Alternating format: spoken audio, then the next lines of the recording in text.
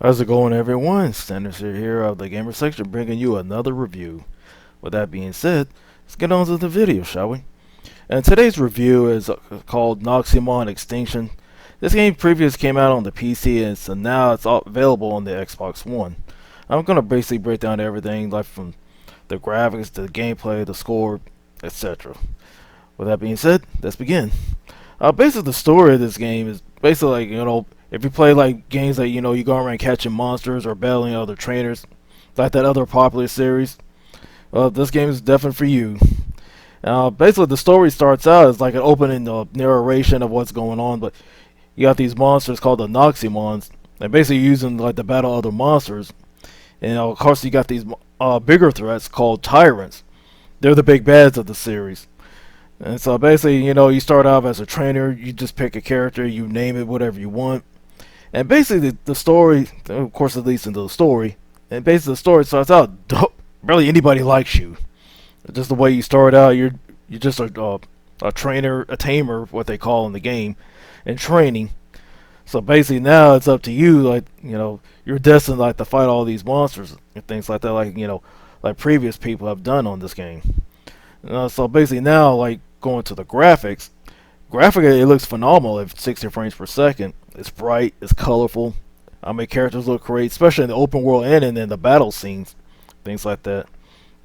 And of course, like the way your character interacts with people in the environment, you see like close-ups of them, like them talking to you and things like that. Your character doesn't say anything, so basically everybody talks to you, but you don't say nothing back, that kind of thing. I mean, there's a little humor in this, especially there's like this cat creature, that tags along with you. It's funny, things like that. But moving on to the gameplay, this is where like the monsters like really do all the heavy lifting. Because basically in the open world, you walk around the area and you come across like these bushes that are shaking. Usually there are monsters nearby.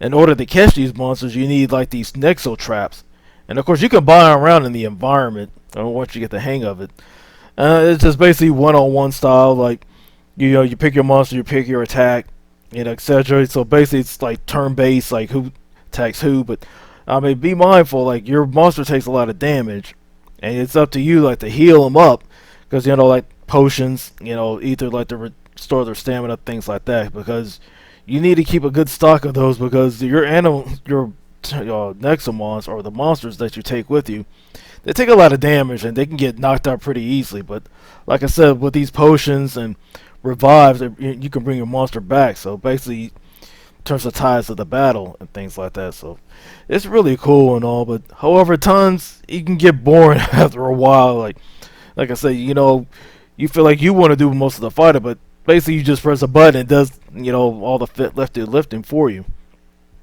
As like you fight these monsters, like the ones in the open world, you can weaken them up and capture them. That way you can battle against other people and things like that. Because you walk around the open world, you see like icons above their head, like see two cross swords going at it. That means you can battle one another, things like that.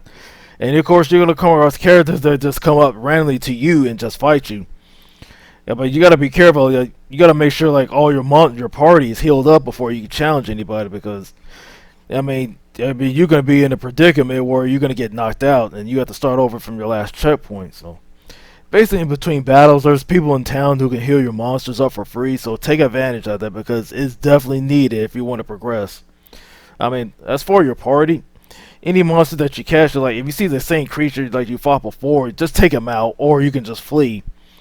But anybody different that feel like, oh, they're more powerful because due to their attacks and things like that, also pay attention to their attacks and stuff, like, or special icons. Like usually especially when they have elemental monsters, because you gotta use like one over the other, things like that. So be mindful of who you bring in your party, because it will turn the tide and things like that. So now it's gonna bring you down to the score. The score I would give this game is a 3.5 out of 5. The graphics are great. The music is great.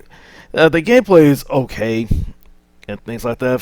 For those who are not fans of monster catching games, things like this, or that other popular game series, this game is definitely not for you. So, with that being said, I just definitely want to hear your thoughts about it.